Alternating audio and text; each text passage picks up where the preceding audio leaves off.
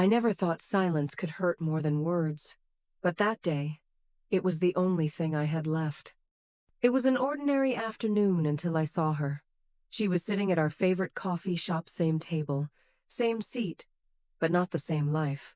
Across from her sat someone new, someone who wasn't me. He smiled like he knew her deeply. She laughed, and it wasn't the polite kind. It was the kind of laugh she used to save for me.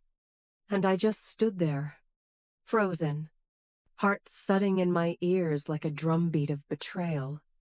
My first instinct was to walk in and ask why. Ask when things changed. Ask what I did wrong. But instead, I turned. No words, no confrontation, just silence. I disappeared from her world like I never existed in it.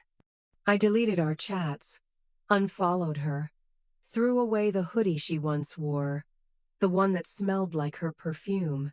It felt like I was cutting off a limb to survive the poison. Days passed. Then, weeks. Every second felt stretched like time itself, refused to let me forget. I told myself I was fine, that I deserved better, that she moved on. But in the quiet moments, I wondered if she ever thought of me, if she remembered how I used to brush the hair from her face, if she missed my terrible coffee, or the way I always knew when she was faking a smile. I didn't block her number. Maybe some foolish part of me hoped she'd say something. Anything. And then she did. Late one night, my phone lit up. "Please, I need to see you." I stared at the screen like it might vanish. My chest ached. Anger and longing collided. I didn't reply. Not right away. But curiosity or maybe pain won in the end. We met at the park. Rain was pouring. The kind of rain that soaks you to your bones, that drowns out every sound but your heartbeat. I saw her waiting, drenched, mascara running, hands trembling. She looked nothing like the woman I saw at the cafe. She looked broken. And before I could speak, she ran to threw her arms around me like I was still hers. "I didn't choose him," she whispered. "I tried. I thought I could. But it was always you." I didn't say a word. My silence returned. Not out of spite, but because I didn't trust my voice. Because my heart didn't know whether to forgive or protect itself. She pulled back, eyes pleading. "You disappeared, and I realized what I lost." Her voice cracked. "He wasn't you. He didn't know me like you do. He didn't know I bite my nails when I'm nervous, or that I hum when I read, or that I cry at animal rescue videos." She stepped closer. "He didn't know that I need to fall asleep hearing your heartbeat." A lump caught in my throat. "I was scared," she confessed. "Scared of how much I loved you. Scared of losing myself. So I pulled away, and I hated myself the second I saw you walk past that day.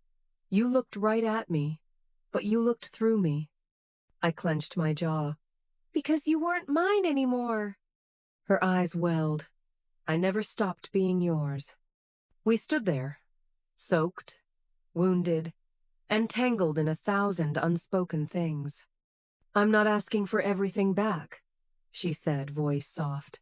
"I'm just asking you to listen, to let me try to make it right."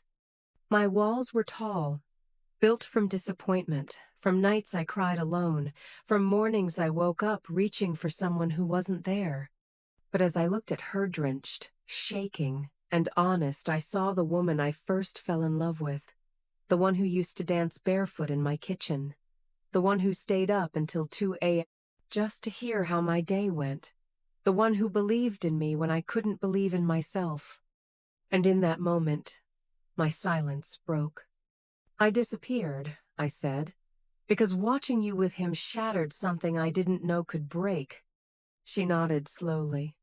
"I thought I wasn't enough." Tears rolled down her cheeks. "You were always more than enough." And just like that, the rain wasn't the only thing falling. I didn't promise her forever that night.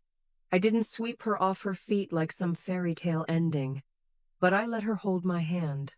I let her explain. I let her cry. And maybe that was the beginning. Not of the same story, but a new chapter. Written not with blind hope, but with truth, healing, and the slow rediscovery of a love that somehow refused to die.